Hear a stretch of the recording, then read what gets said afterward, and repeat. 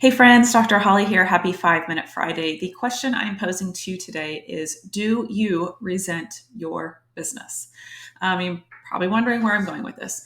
I find that resentment can creep up in a couple different areas.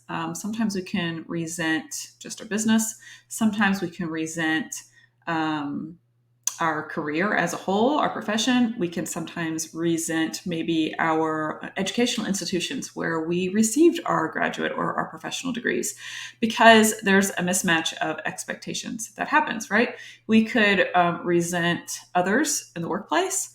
And it just festers, right? And it's not a place where we want to be. And sometimes it can be really hard to even realize that you may be harboring this feeling when it comes to thinking about something like your business, right? You went into this career to be able to help people and to be able to, to eventually support your family. So, when you went to chiropractic school, it wasn't business school, right? So, the statistics are like, it seems like less and less every year that new graduates have come out, whether or not they go into entrepreneurship, whether they go into starting up their own business, or if they're looking for something more solid and more stable, right out of school, get licensure and go and get a job, right?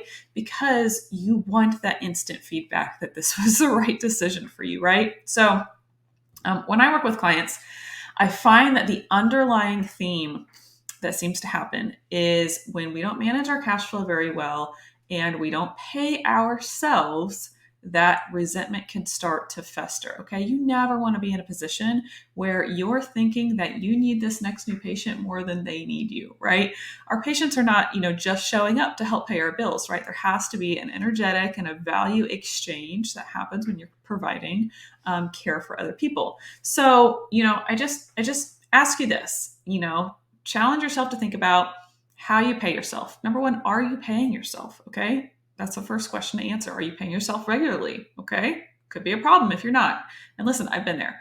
I've written those checks to myself, as a business owner, and then thought, well, let me check the bank account real quick before I go and cash this. And oh, didn't get as much of an insurance reimbursement this week. Maybe I'll just hold this to next week or to next month. You push yourself on down the line when you're operating from that lens or from that view of just how much cash is there, right? And that's why something like Profit First is so impactful.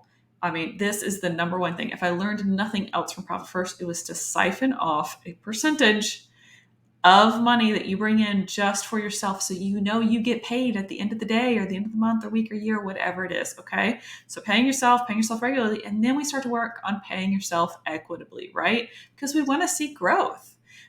It's interesting that I see clients that I work with that they will have ownership on like the amount of money that they generate, but the ratio of how much actually comes home to support them and their family and their lifestyle um, doesn't really match up with the pride maybe that they feel of that big number. Okay. So, and this happens from, just having your quote overhead is higher, or your overhead, you kind of hide certain expenses within your overhead that do benefit you as a business owner.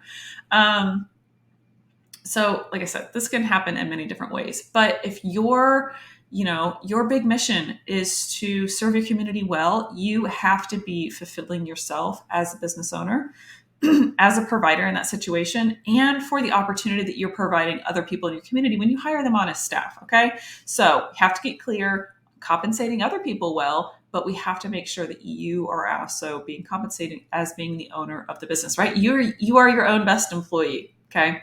That's a direct quote from Mike Michalowicz, who's the author of Profit First. So be intentional, stop waiting, pay yourself first, not last. Okay. So this series for the next little while for 5 Minute Fridays, I'm going to be recapping the 21 reasons to implement Profit First. This is a blog series that I did back at the beginning of 2021. And we're just going to be going through and kind of chit-chatting about a few of these topics, okay? They are quick, they are bite-sized, and hopefully at the end of it, you come away with a better understanding of just besides the numbers themselves of all the reasons you want to operate your business and live your lifestyle this way. Have a good weekend, everybody.